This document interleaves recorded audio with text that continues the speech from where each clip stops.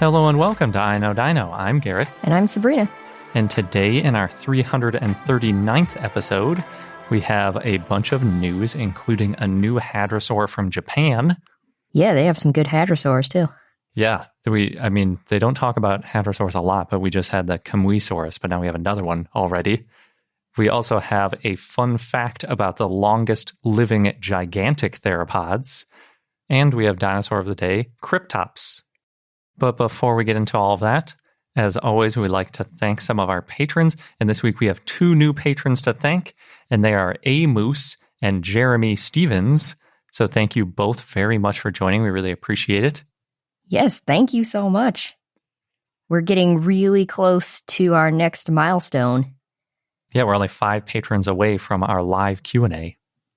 So hopefully that happens soon. Hint, hint. But real quick, I want to round out our thank yous with 8 more patrons. And this week they are Ranger Chris from Dino for Hire, Bill Jago, Risa, Jonah, Pippaceratops, Bradley, Florida Fossil Hunter, and Dino Mo. Yes, thank you so much for all of your support. And we keep this podcast going because of you all. And if you're not part of it yet, then we invite you to join our community. That's patreon.com/iknowdino. But real quick, before we get into our news, I want to do a quick correction. Thanks to one of our patrons for sharing this on our Discord. Last week, we talked about the March of the Titanosaurs exhibit at the Australian Age of Dinosaurs Museum in Winton, Australia, out in the outback. And I mentioned that I thought they took some of the tracks from the Lark Quarry, which is even more remote, and brought them over to the Australian Age of Dinosaurs Museum. But actually, the trackway at the Australian Age of Dinosaurs Museum is not from the Lark Quarry. It's from somewhere else. So the Lark Quarry exists in its current state, possibly because it's heritage listed as a national monument. So you probably can't carve out chunks of it and ship it somewhere else. Makes sense. Yeah. Okay, now that that's cleared up, into our news. And as we often like to do, we're going to kick it off with our new dinosaur, our new hadrosaur from Japan. And this one was written by Yoshitsugu Kobayashi and others and published in Scientific Reports. And as I hinted at, it's a new hadrosaur from Japan. Its name is Yamatosaurus izanagii. And Yamatosaurus, and I'm just going to pull their etymology straight from the paper because I think it's really well written. Yamatosaurus, quote, refers to the ancient name for a region of the Japanese archipelago, including the western half of the main island, Honshu Island, Shikoku Island, and the northern half of Kyushu Island, which was ruled by the Yamato Kingdom from the 3rd to 7th century, end quote. So it's named after the Yamato Kingdom, and it's because that was in the region at the time. It's a kingdom dinosaur. It is, yes. And then izanagii, quote, refers to a deity in Japanese mythology which created 8 countries of Yamato with another deity, Izanami, which makes me wonder, is Izanami going to be the next dinosaur name? Based on the oldest history book in Japan called Kojiki, Records of Ancient Matters, published in 712 Common Era.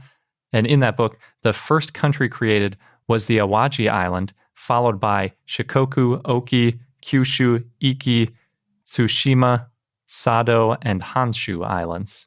It's a lot of islands. It is. There are a ton of islands in what is, I guess, geologically called the Japanese archipelago.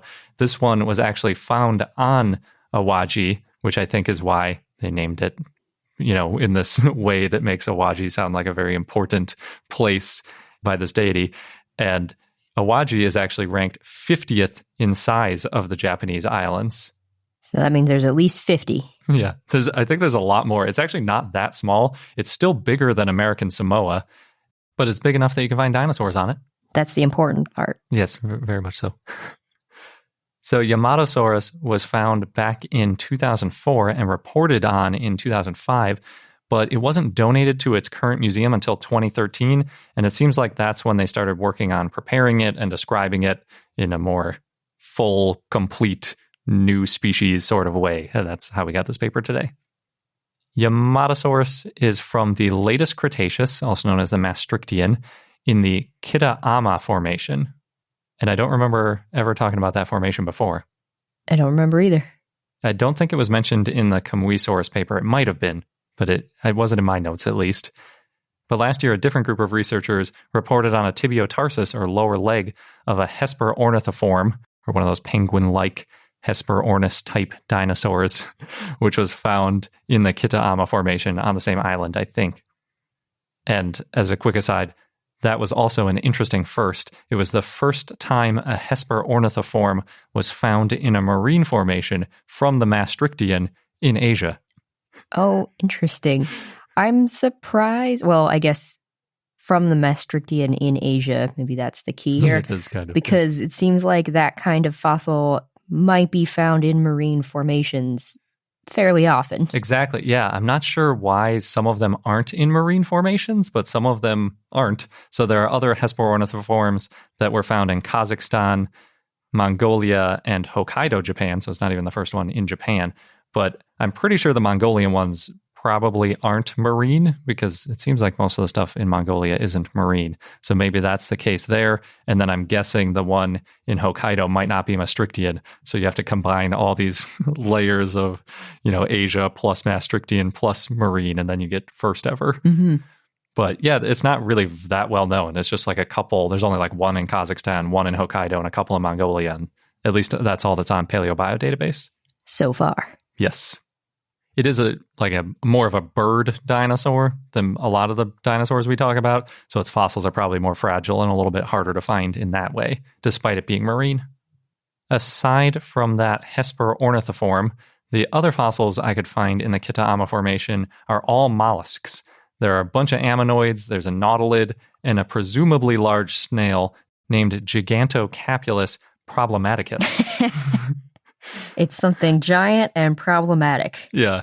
I feel like there's probably a fun story there, but I couldn't find the history of it very easily. It's always easier to find stuff on vertebrates than invertebrates. So, yeah. If anybody knows why it has this fun name, let us know. But maybe it was a problem to excavate. That's what I was guessing too. Like irritator. Yeah, exactly. And then there are other Gigantocapulus snails, other species. Other species, yeah. Which it must be big because it's got gigant in it, but I couldn't find any pictures or anything. It's when you get to the non-invertebrate stuff, it's always harder to find pictures and information.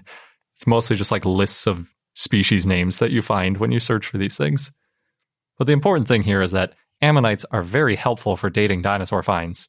And because it was found in this marine sediment, we've got a pretty narrow range in when it was fossilized. We think it was about 71.8 million years ago, plus or minus about 100,000 years. That is a pretty narrow window. I mean, usually 100,000 years is not a very impressive thing to narrow down to, but when we're talking about dinosaurs, it's good. Then it's really good. Yeah. So like I said, Yamatosaurus was found on Awaji Island, but even though it's an island now, it certainly wasn't back when Yamatosaurus was roaming the earth, because I had that fun fact a while ago about Japan. Even at the very latest Cretaceous, Japan was still firmly connected to the rest of Laurasia. I think it was roughly 20 million years ago that the Japanese Sea formed when Japan split away from the rest of Asia. So we wouldn't really expect to find some unique island fauna on this island because it's an island, because at the time probably wasn't an island. Yamatosaurus itself in the discovery, this Yamatosaurus, maybe I should say, isn't a very complete find, unfortunately. It's got 4 neck vertebrae, a back vertebra, 3 cervical ribs, or those thin neck bones that sort of run along the neck next to the vertebrae, a coracoid, 12 isolated teeth, a right dentary, and some other bits. But that was enough to know that it was a unique species. Yeah, it's essentially all based on its teeth.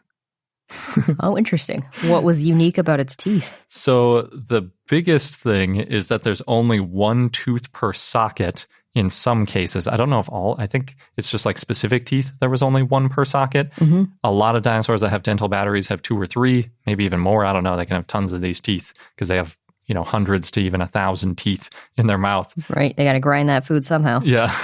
And part of the way they get so many is by like having lots of teeth in the same socket, essentially.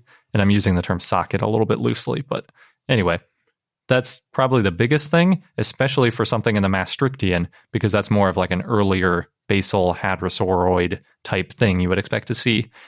In addition, the teeth are also missing what are called branched ridges where the teeth meet, and I think that's the common wear pattern that you get in the dental batteries, or maybe it's just a shape of the tooth that aids in that wearing of food when it's, if it's chewing.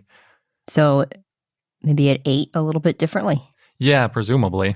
And then there are also some other details about angles of the jaw bones that they used in naming the species, but nothing from the vertebrae. So one of these, again, where like different dinosaurs used completely different parts of the body for naming new species. And they didn't have any weight-bearing bones whatsoever, really essentially no limb bones, period. So it's hard to estimate its size. Yeah, and it's also hard to figure out like how it was related in terms of whether it was quadrupedal or bipedal or anything like that, because we just don't have any of those bones. We don't have any sacrum. We don't have any of the tail. We're missing quite a bit. But yeah, we couldn't figure out its size. We also couldn't figure out its age because we don't have good bones for the legs. They say that the dentary is on a scale of a typical large, quote-unquote, presumably adult hadrosaurid. For example, the recently discovered Kamuisaurus and Yamatosaurus are both on the order of roughly 50 centimeters or over 1.5 feet. That's just the jawbone.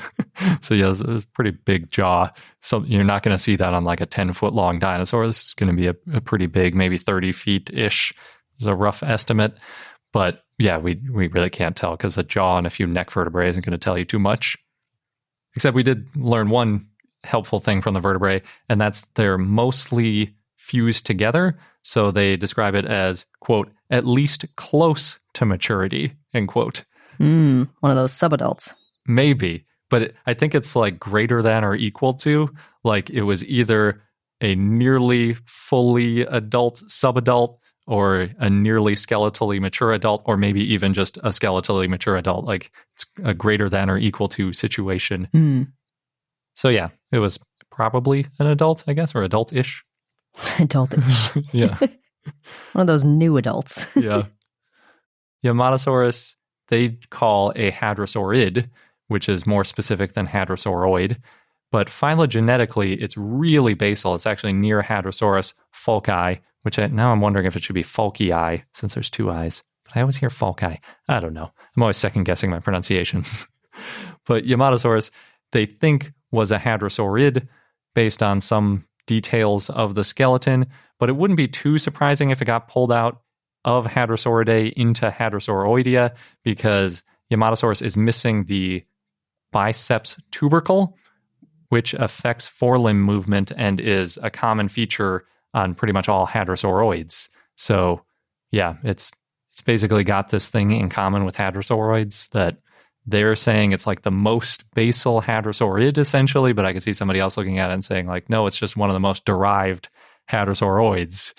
It's going to be one of those things. Or they could make a case that, it's got this one missing feature like hadrosauroids, but it's still Hadrosauridae because of X, Y, and Z. Yeah, so that's where the authors landed on it. But we don't have that much of the skeleton. So odds are when we find more of the skeleton, that'll also help to flesh out its exact position. Once we find X, Y, and Z. Yeah, exactly.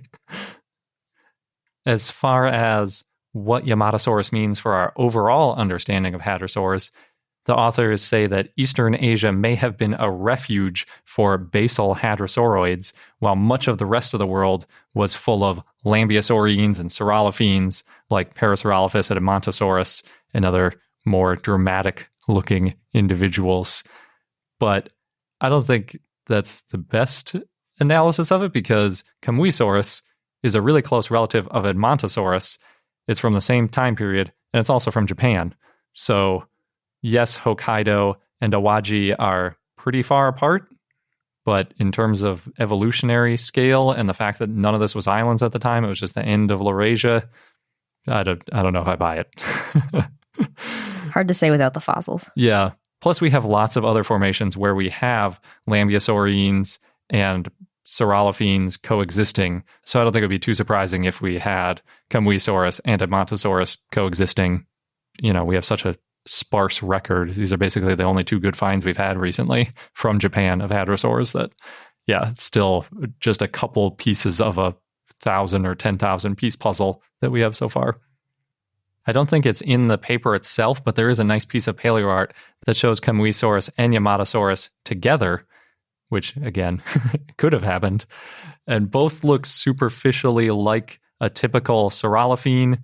They gave Camuisaurus more of the Edmontosaurus-style back ridge, but they both have, just your standard, what would have traditionally been called the duck-billed mouth with the beak on the end of it and all that kind of stuff. There's no big head crest. It's just pretty typical. Even the arms are sort of in between, where it's like that could be quadrupedal or bipedal. Just one of the most generic looking hadrosaurs you could draw, I think. But pretty against that sunset. Yeah, it's a nice piece of art. That isn't to say that Yamatosaurus didn't have any cool features, though, because when you only found the jaw and some neck vertebrae, you're not going to know if it had some cool head structure or some other thing on its body. Yeah, it might have been a real weirdo. Could have been. Could have been like a Parasaurolophus type. We just don't know. And if you want to see Yamatosaurus, it's stored at the Museum of Nature and Human Activities in Hyogo Sanda City, Hyogo Prefecture in Japan, which has a dinosaur display. I looked it up, so I need to add that to our map. But I don't actually know if they have Yamatosaurus on display, so if you go there, you might still not be able to see it. You can see some other dinosaur stuff, so it wouldn't be a wasted trip. And if you have an in with the collections manager, maybe they'll let you look at it in a drawer. So going from Japan to England, get a little update on Dippy, going to Norwich Cathedral from July 13th to October 30th. We've talked about it before, and it's free to see Dippy over there. But they also have plans to have 20 other dinosaurs around the city. And they're going to be all T-Rex sculptures painted by mostly local artists. And there's going to be a map where people can download to find them all. So we've seen stuff like this before. I think the first time I saw it was with moose sculptures. Yeah, there was a Snoopy thing with Charles Schultz. Yeah. And then they had a wolf thing in North Carolina when I was living there. Yeah, we saw the moose in, where was that, Alberta or Maine? I can't remember anymore. I think it might have been Maine. Yeah, but I like these concepts because you get really different styles with each sculpture. Yeah, it's a good idea. I don't think we've seen it before with dinosaurs that I can remember. I guess Woodstock. Oh, no, it was Snoopy. Yeah, Snoopy's not a dinosaur. No, Snoopy's a dog. Anyway, so they're calling it the Summer of Dinosaurs, which I like that. And they're going to have dinosaur-themed workshops and film nights. And the sculptures, the T-Rex sculptures, are also going to come back in 2022 along with some steppe mammoth sculptures. So they're going to combine T-Rex with mammoth sculptures. Well, I don't know how to feel about that, though, because people are always confused that mammoths didn't coexist with dinosaurs. And putting sculptures next to each other probably isn't going to help that.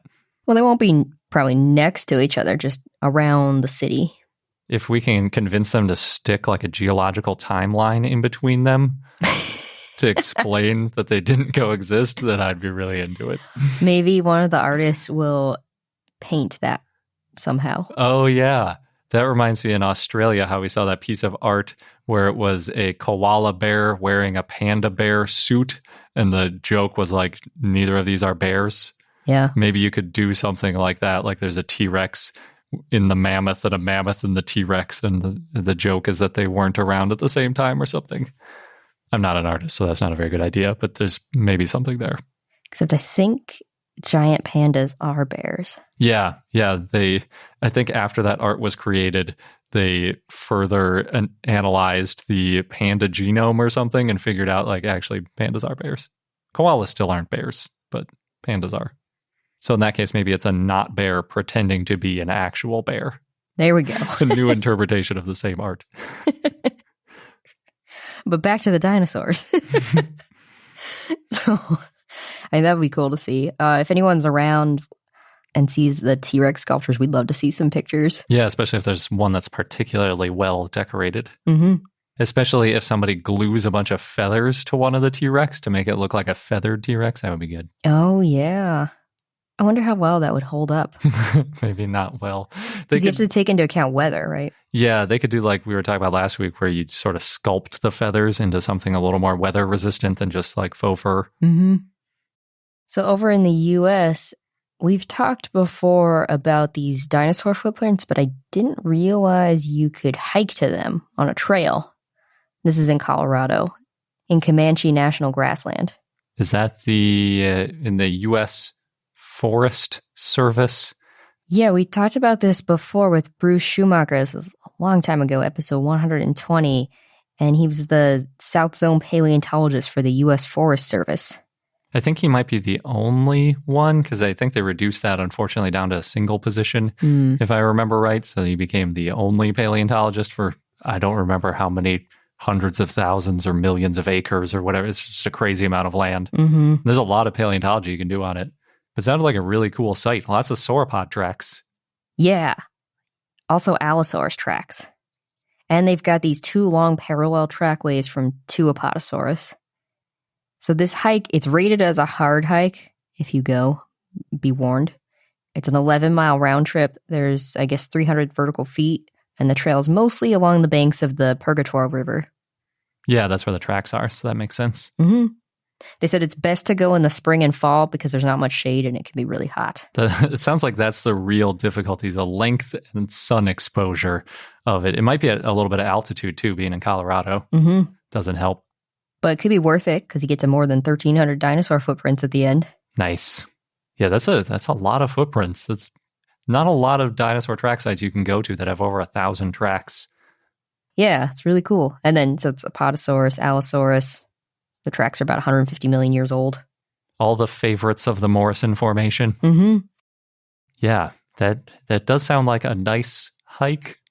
There's a little bit of a question mark there because it is long and hot. I feel like I would have to get in a little better shape before I took on that hike. I definitely would too. If I walk more than like a mile or two, I start getting worn out now since I've spent so little time outside lately. Yeah. Although I'll say I'm not quite there yet, but yeah. I see. You don't want to be lumped in with my sedentary ways. Nope. This trail also passes by the remains of the Dolores Mission Cemetery, and then about 1.5 miles beyond that is the dinosaur track site. Oh, and if the hike is too long, it's possible to bike, but they said watch out for prickly plants because that could hurt your tires. And in the fall, the U.S. Forest Service is hoping to start up their guided auto tours again. Before the pandemic, it was happening on Saturdays in May, June, September, and October. Spring and fall when it's not too hot. So I'm guessing that's like a bus tour? Well, according to their description, if you're participating in the tour, you need your own 4-wheel drive, high-clearance vehicles. Oh, that's exciting. And the tour takes all day, 8 a.m. to 4 p.m. Oh, cool. So it's like a group off-roading expedition. Yeah. That could be fun. Although I don't think our Nissan Leaf could handle it. Oh, I guess in addition to the track sites and the Dolores Mission Cemetery, there's also rock art and a historic district. There's a lot to see in that day. Yeah. I feel like when we talked to Bruce, it was like this remote thing with nothing around it, but I guess it's not quite that barren of a landscape. Maybe it's hard to get to. It's true. So moving a little north, got an update on Dinosaur Kingdom. If that sounds familiar, it's this plan for a theme park in upstate New York. And to recap that, Neil Gold is a real estate investor and developer and came up with this idea after taking his grandson to a dinosaur theme park. So now he's building one. He didn't like it. He wanted to make a better one.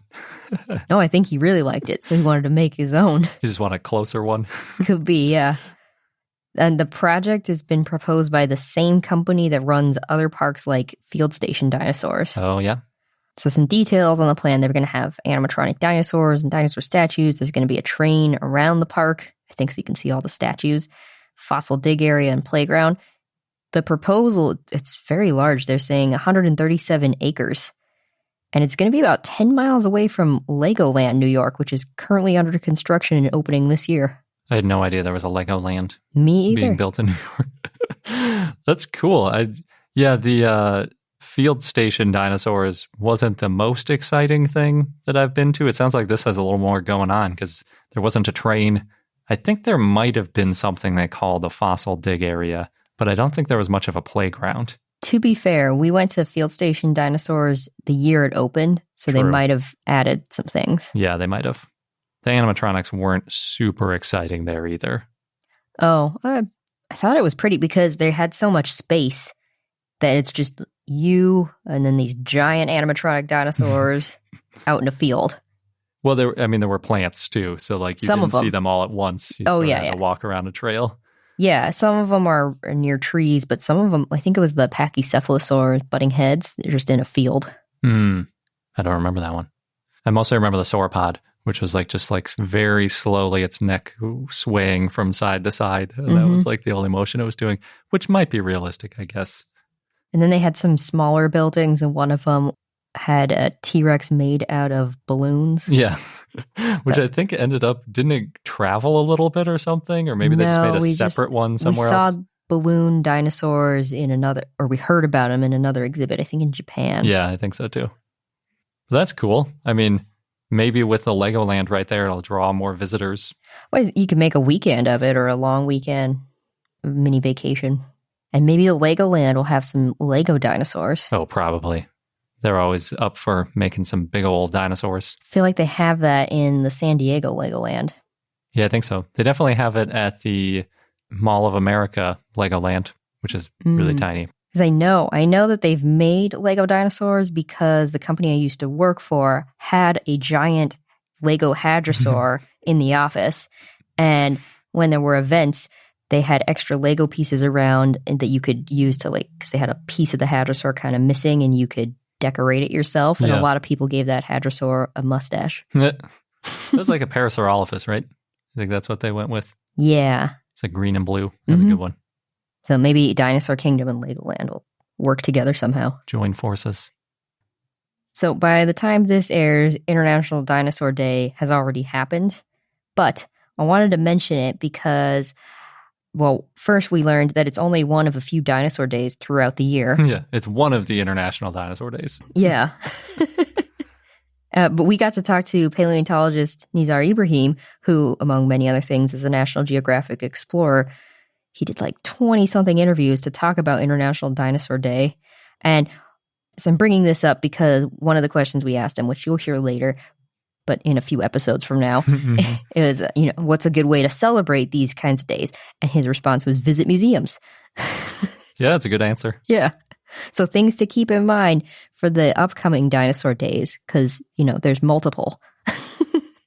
Yeah, when we talked to him, it was on May 18th, but different places report International Dinosaur Day is May 18th, May 20th, May 15th, June 1st, maybe all of the above.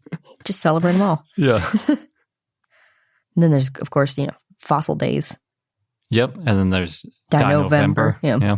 That's the one I think of when I'm thinking of dino holidays. Yeah, so there were a number of museums that I think had some special stuff going on. Maybe they'll do it for the other dinosaur days too. I don't know. One of them was Orlando Science Center Dino Digs, their giant hall with a collection of fossils. They have this VR screen where you interact with dinosaurs. Sounds pretty cool. I think we did that in Fukui. Yes. I thought that was more of a display. I was thinking of Taichung in Taiwan. They had a screen where you walked in front of it and the dinosaurs moved around a little bit with you. That sounds familiar. I'm guessing more and more museums have exhibits like this all the time. Yeah, they are pretty fun to interact with. On Twitter on May 18th, International Dinosaur Day, because you got to be specific which one. Yeah. Jurassic World released a video to celebrate the day, and it's set to the theme song of Jurassic Park, and they had this nice collage of all the dinosaurs from Jurassic Park and the Jurassic World films, minus Dominion, obviously, because it's not out yet. Oh, so no spoilers. Which, speaking of Jurassic World, the website Comic Book got an exclusive clip of Season 3 of Jurassic World Camp Cretaceous. But I think by the time this comes out, Season 3 is already out. Yes, but if you haven't watched it yet, potential spoilers here. There's a fight scene with Kenji and an Tyrannosaurus. Oh, the herbivores stepping up. Getting ferocious. Well, the Tyrannosaurus seems pretty angry and it's taking some of its anger out on a car. Nice. That reminds me of like those videos where somebody's driving through like a drive-through safari and like a buffalo or an elephant or something is not happy about the cars being there and charges. Oh, that's a good point. Because I was wondering, like, what would have made this particular dinosaur angry? Just something in its space. Yeah. Especially another large thing. Not friendly. Well, Kenji's not that big. Anyway. Well, he's in the car though, right? Oh, he's not in a car. But it takes out its anger on a car? Yeah, there's a car in the area, and it's just kind of trying to push it over or something. Oh, okay. You're right, though. I think the Tyrannosaurus is angry at something, and Kenji's in the wrong place at the wrong time. I guess we'll find out when we watch it. Yeah. Coming up in an upcoming watch party. And now on to our dinosaur of the day, Kryptops. I've also heard it pronounced Kryptops. That was a request from Tyrant King via our Patreon and Discord, so thanks. It was an abelisaurid that lived in the early Cretaceous in what is now Niger. It looks like other abelisaurids. It's bipedal, it's got a large head and short arms. It was estimated to be 19 to 23 feet long, or 6 to 7 meters long. Not too big. Not too small either. That's true. The Kryptops had tall vertebral spines. It was a carnivore, and it had a short snout, and its jaws were covered in armor. Oh, interesting. Yeah. The surface of the maxilla, too, was heavily textured or rugose. I guess you see that in abelisaurs. Like, I'm thinking Carnotaurus a lot of times has pretty bumpy looking face in the paleo art. Oh, that's true. Kryptops had these pits and impressions of blood vessels on the maxilla, and that shows that there was some sort of covering attached to the face, which might have been keratin. And that's how it got its name, Kryptops. Oh, cool. It's like keratin face? No, it means covered face in Greek. Oh, gotcha. So it had some kind of covering. It was described by Paul Serino and Steve Brusati, described in 2008. So Kryptops had small teeth, and its maxilla was estimated to be about 10 inches or 25 centimeters long, and it had about 17 or 18 maxillary teeth. It was probably a scavenger. Steve Brusati said in Science Daily, quote, "A fast, two-legged hyena gnawing and pulling apart a carcass is how we might best imagine Kryptops' dining habits." And in a Reuters article, Paul Serino said, quote, "The idea was that the animal was sticking its head into carcasses." Interesting. So that's why it's like scavenger elements to it, because it might have had this keratin covering, sort of like how vultures don't have feathers on their head. This one has like extra smooth stuff on its head to protect it from the gross guts. Yeah. Well, Serena also said, quote, "We think the face was covered with a bill-like material. It would have looked pretty much like the bill of a bird." Interesting. Yeah, but it probably just in general would have hunted as well. I doubt it was a obligate scavenger, just because that's so uncommon. True. I like the comparison to hyenas, though, because those are also mostly predators, but do the occasional scavenging. I guess the main thing is they're carnivores. Yeah, that's true. So the type species is Kryptops paleos. And again, that genus name means covered face in Greek. And the species name paleos means old in Greek. So good old covered face. Yeah. That's really great. Only one specimen's been found, and these fossils were found in 2000 on an expedition led by Paul Serino. It was a partial skeleton found in the western Tenere Desert. The holotype is an adult. It includes a maxilla, vertebrae, ribs, pelvic girdle, and sacrum. And Kryptops is the oldest abelisaurid found in Africa and the oldest indisputable abelisaurid in the world. Indisputable. That's funny. Yeah. So Paul Serino and Steve Brusati considered Kryptops to be a basal abelisaurid. In 2021, this year, Matthew Carano and others found it to be a chimera and suggested that the postcranial fossils, particularly the pelvis and sacrum, which were found articulated, because they were found 15 meters away from the maxilla, that those postcranial fossils actually belong to a carcharodontosaurid, such as Eocarcharia, which was found nearby in the same formation and named in the same 2008 paper. Uh-oh. Yes. Well, either way, Kryptops with Eocarcharia help show an earlier stage of abelisaurids and carcharodontosaurids in Gondwana.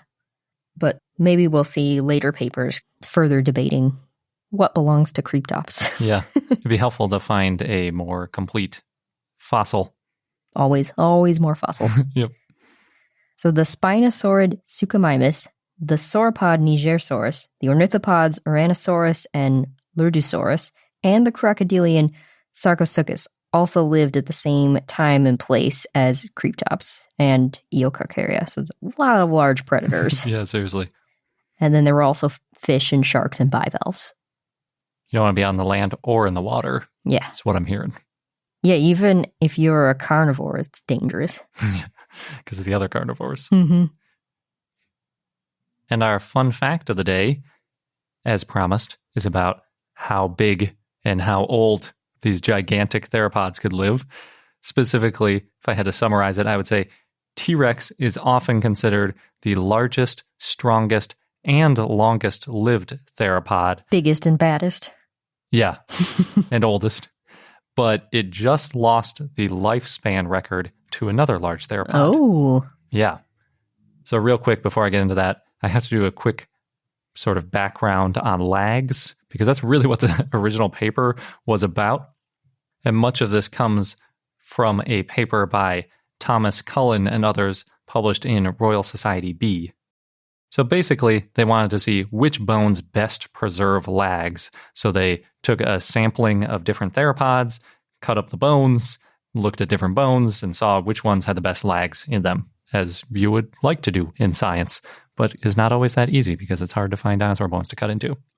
In general, not all bones preserve lags or annual growth rings equally.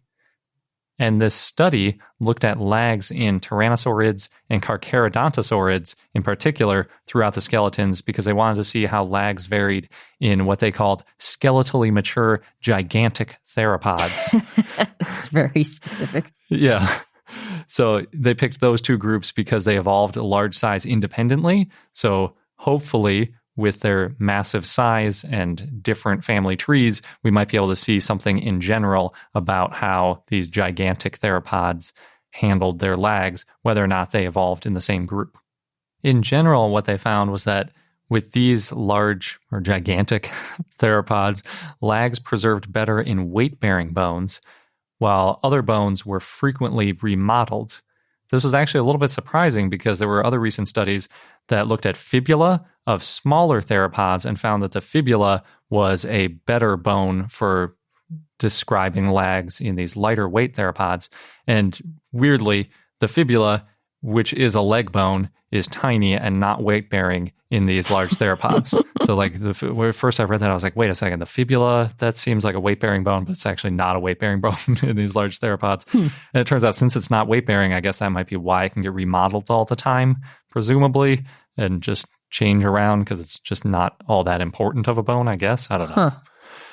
But even with these weight-bearing bones, every bone in a dinosaur body in general tends to be missing a lot of the early lags due to remodeling.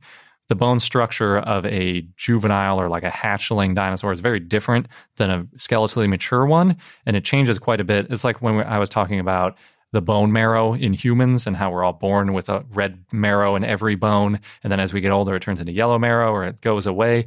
Same kind of stuff happens in dinosaur bones. It changes over time, and so these early lags that are near the center of the bone get remodeled into other things, or they become hollow or change in other ways, so we can't get that record of the earliest lags in most dinosaurs in general, even if you're using the best bones. So really it's all about finding the bones which have that best record of lags, even though you know it's probably going to be incomplete no matter which bone you're picking, unless it's a very young individual. So as a result, they confirmed that T-Rex grew in a very fast spurt compared to carcharodontosaurids and really other dinosaurs in general. They were looking at Sioux, and they found 23 lags in Sioux. The first 3 to 5, so that would be, because we all know Sioux is about 30 years old, from when it was 7 to 10-ish, are spaced pretty far apart, which means that it was still growing rapidly, so that circumference is increasing. That's how they plotted it, as circumference on the y-axis and the lag number on the x-axis, which means that a lot of these early lags are clearly missing because the first lag that they had was about a foot in circumference. Oh my gosh. So it didn't grow to a foot in circumference in its first year. You know that we're missing a lot of these earlier points along the line. So what you end up doing is you put a best fit line on the lags that you have, and you know that it's probably basically like a third order function. So it would start out growing slowly, and then you get this huge growth spurt, and then it trails off. So there's sort of an asymptote at the beginning and the end. And when you put that on a Tyrannosaurus, because those 3 to 5 early lags are spaced so far apart, there's a really rapid growth spurt, just like we saw in the Thomas Carr paper, where it's like they grew sort of slowly in the beginning, and then they had this huge growth spurt in their teenage years, and then they tapered off as an adult. And that best fit line basically estimates Sue was about 30 years old, which is consistent with the earlier estimates of Sue's age. The more interesting dinosaur is called the Campanus carcharodontosaurid, which has the specimen number MMCHPV65. I don't think it has any other clever name to it, even though it is becoming a pretty important dinosaur. It's just the Campanus carcharodontosaurid. I couldn't even find what museum specifically it's in. I think, given that specimen number, it's at the Museo Municipal Ernesto Bachmann in Villa El Chacon, Neuquén, Argentina. But I'm not positive about that because I saw something where it's like that V might mean it's in some other place. I don't know. It was hard for me to figure out. Can we call it Cece? Campanus carcharodontosaurid? Sure. We'll call it Cece. I like that. So Cece has 5 more lags in its leg bone. And they all, again, look like the top of an asymptote. You know, it's leveling off in its age. So just looking at that, you're like, okay, so it's got 5 more legs than Sue. That's not a big deal.